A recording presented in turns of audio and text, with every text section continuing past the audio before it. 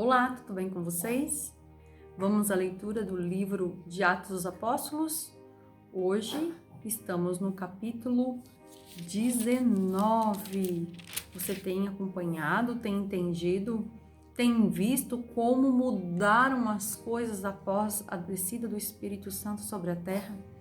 Muitas coisas acontecendo com a igreja, com aqueles que creram em Jesus, né? E Jesus é o mesmo ontem, hoje e será para sempre.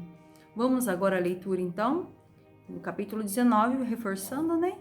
Paulo em Éfeso. Enquanto Apolo estava em Corinto, Paulo, atravessando as regiões altas, chegou a Éfeso.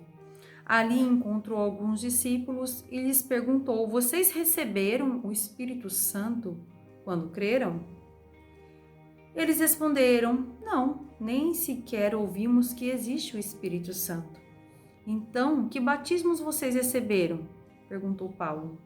O batismo de João, responderam eles. Disse Paulo: o batismo de João foi um batismo de arrependimento. Ele dizia ao povo que cresce naquele que viria depois dele, isto é, em Jesus. Ouvindo isto, eles foram batizados em nome do Senhor Jesus. Quando Paulo lhes impôs as mãos, veio sobre eles o Espírito Santo e começaram a falar em línguas e a profetizar. Eram ao todo uns 12 homens. Paulo entrou na sinagoga e ali falou com liberdade durante 3 meses, argumentando convincentemente acerca do reino de Deus. Mas alguns deles se endureceram e se recusaram a crer, e começaram a falar mal do caminho diante da multidão. Paulo então afastou-se deles. Tomando consigo os discípulos, passou a ensinar diariamente na escola de Tirano. Isso continuou por 2 anos, de forma que todos os judeus e os gregos que viviam na província da Ásia ouviram a palavra do Senhor. Deus fazia milagres extraordinários por meio de Paulo, de modo que até lenços e aventais que Paulo usava eram levados e colocados sobre os enfermos. Estes eram curados de suas doenças e os espíritos malignos saíam deles. Alguns judeus que andavam expulsando espíritos malignos tentaram invocar o nome do Senhor Jesus sobre os endemoniados, dizendo: em nome de Jesus, a quem Paulo prega, eu lhes ordeno que saiam. Os que estavam fazendo isso eram 7 filhos de Seva, um dos chefes dos sacerdotes dos judeus. Um dia o espírito maligno lhes respondeu: Jesus eu conheço, Paulo eu sei quem é, mas vocês quem são? Então o endemoniado saltou sobre eles e os dominou, espancando-os com tamanha violência que eles fugiram de casa nus e feridos. Quando isso se tornou conhecido de todos os judeus e gregos que viviam em Éfeso, todos eles foram tomados de temor e em nome do Senhor Jesus eram engrandecidos. Muitos que creram vinham e confessavam e declaravam abertamente suas más obras. Grande número dos que tinham praticado ocultismo reuniram seus livros e os queimaram publicamente. Calculado o valor total, este chegou a 50.000 dracmas. Dessa maneira, a palavra do Senhor foi muito difundida e se fortalecia.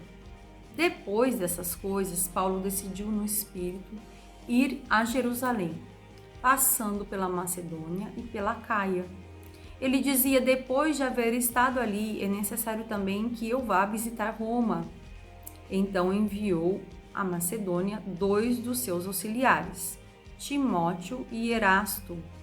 Permaneceu mais um pouco na província da Ásia. O tumulto em Éfeso. Naquele tempo houve um grande tumulto por causa do caminho. Um ourives chamado Demétrio, que fazia miniaturas de prata do templo de Ártemis e que dava muito lucro aos artífices, reuniu-os com os trabalhadores dessa profissão e disse: senhores, Vocês não sabem que temos uma boa fonte de lucro nessa cidade? E então, vendo e ouvindo como este indivíduo, Paulo, está convencendo e desviando o grande número das pessoas aqui em Éfeso e em quase todas as províncias da Ásia. Diz ele que deuses feitos por mãos humanas não são deuses. Não somente há o perigo de nossa profissão perder a reputação, mas também de o templo da grande deusa Ártemis cair em descrédito e de a própria deusa adorada em toda a província da Ásia, em todo o mundo, ser destituída de sua majestade divina. Ao ouvirem isso, eles ficaram furiosos e começaram a gritar. Em pouco tempo, a cidade toda estava em tumulto. O povo foi às pressas para o teatro, arrastando os companheiros de viagem de Paulo, os macedônios Gaio e Aristarco. Paulo queria apresentar-se à multidão, mas os discípulos não permitiram. Alguns amigos de Paulo, dentre as autoridades da província, chegaram a mandar-lhes um recado, pedindo-lhe que não se arriscasse a ir ao teatro. A assembleia estava em confusão. Uns gritavam uma coisa, outros gritavam outra. A maior parte do povo nem sabia por que estava ali. Alguns da multidão julgaram que Alexandre era a causa do tumulto. Quando os judeus o empurraram para a frente, ele fez sinal pedindo silêncio, com a intenção de fazer sua defesa diante do povo. Mas quando ficaram sabendo que ele era judeu, todos gritaram a uma só voz durante cerca de 2 horas: "Grande é a Ártemis dos Efésios."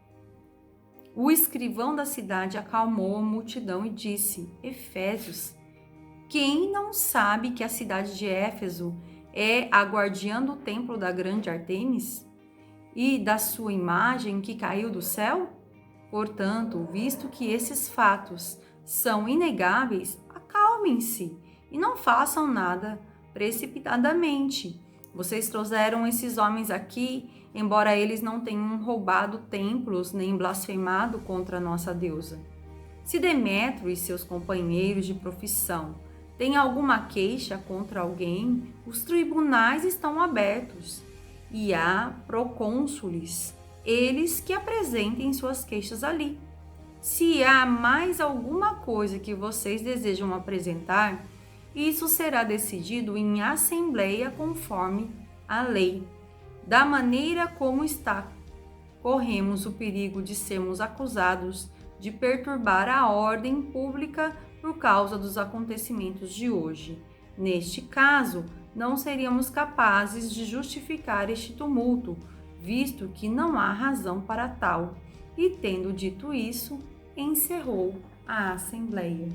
Então, vimos aqui momentos importantes também, os discípulos, o Paulo pregando o evangelho, pessoas se convertendo, vendo que aquela ligação que eles tinham com o ocultismo não provinha do Senhor, toda a prática de ocultismo não provém do Senhor, né? Somente Jesus Cristo é o caminho. Jesus é o caminho, a verdade e a vida, né? E aquelas pessoas começaram a se converter, se render a Jesus. E quem tem Jesus não tem outra coisa, né? Quem tem Jesus não está ligado a nenhum tipo de prática ocultista, nenhum tipo de adivinhação, de visão de astros, nada, né? Porque o Espírito Santo, ele é o suficiente para nos aconselhar, para nos dirigir, para nos fazer ouvir a voz de Deus, para nos trazer a paz, para nos libertar, para nos curar, né?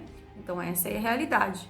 E ali houve grande transformação. Muitas pessoas se converteram, muitas pessoas saíram da escravidão espiritual, né? E depois disso acontecer, nós vimos aqui, né, que houve uma rebelião contra os libertadores, os pregadores do evangelho da verdade, né? Muitas articulações foram feitas contra eles, né?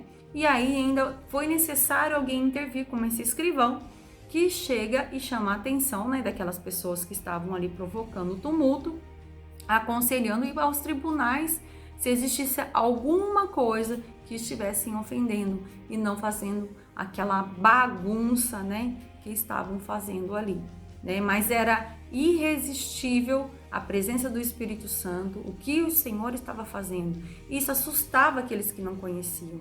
Isso assustava aqueles que não tinham recebido Jesus como Senhor e Salvador. Então, era essa reação, e uma reação injusta, né? Uma reação bem mal, assim, com articulações, com maldades, com mentiras, né? Com situações mesmo de violência, né? Não muito diferente de coisas que vemos hoje, né? Mas assim acontecia com a igreja, e grande era o mover de Deus. E também a gente vê aqui a prática da idolatria, né? O Paulo confrontava a idolatria, né? A qualquer tipo de ação, né? De reverência a outras entidades. E tinha um povo que reverenciava e não aceitava, né? Que fosse diferente. Só que os sinais que aconteciam na vida de Paulo e dos discípulos, e os milagres, eram muito fortes e reais. Bom, então a gente fica por aqui e a gente volta com o capítulo 20. Fui!